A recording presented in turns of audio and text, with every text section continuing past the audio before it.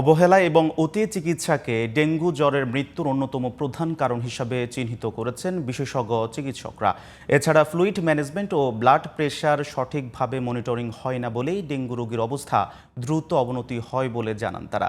বিশেষজ্ঞরা বলছেন, উন্নত চিকিৎসার নামে ডেঙ্গু রোগীকে অযথা টানাটানি করা যাবে না। ডেঙ্গু রোগীর সুচিকিৎসার জন্য প্রশিক্ষিত স্বাস্থ্যকর্মীর পাশাপাশি নির্দিষ্ট চিকিৎসার পদ্ধতি অনুসরণের পরামর্শ তাদের। আহমদ অনিকের বিশেষ প্রতিবেদনের প্রথম পর্ব আজ। ডেঙ্গুতে একদিকে যেমন বাড়ছে আক্রান্তের হার, তেমনি বাড়ছে মৃত্যুর সংখ্যাও। হাসপাতালে আসা গুরুতর ডেঙ্গু রোগীর একটি বড় অংশই দেহে অতিরিক্ত কিংবা কম তরল নিয়ে ভর্তি হয় বলে জানান চিকিৎসকরা। ডেঙ্গির ক্ষেত্রে মারা যাওয়ার মেইন কারণ হচ্ছে কিন্তু আমি বলবো যে অবহেলা অথবা হচ্ছে ওভার চিকিৎসা।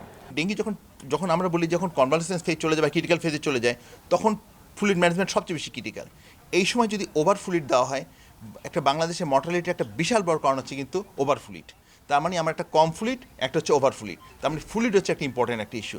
আমরা ডেঙ্গু বলতেই বুঝতাম আগে যে জ্বর, গায়ে ব্যথা এগুলো থাকছেই, কিন্তু নতুন যেটা যোগ হয়েছে যে প্রথমেই দেখা যাচ্ছে যে অর্গান ইনভলভমেন্ট, মানে ব্রেন, হার্ট, কিডনি এগুলো আক্রান্ত হয়ে ভর্তি হচ্ছে, যেটা একটা বিগ বার্ডেন হতে পারে আমাদের জন্য যদি এই ইনফেকশনটা বেড়ে যায়। বিশেষজ্ঞ চিকিৎসকের পরামর্শ, ডেঙ্গু রোগীর প্লাটিলেট কাউন্টের দিকে জোর না দিয়ে শরীরের তরল, ব্লাড প্রেশার ও পালস মনিটরিং করতে হবে নিয়মিত।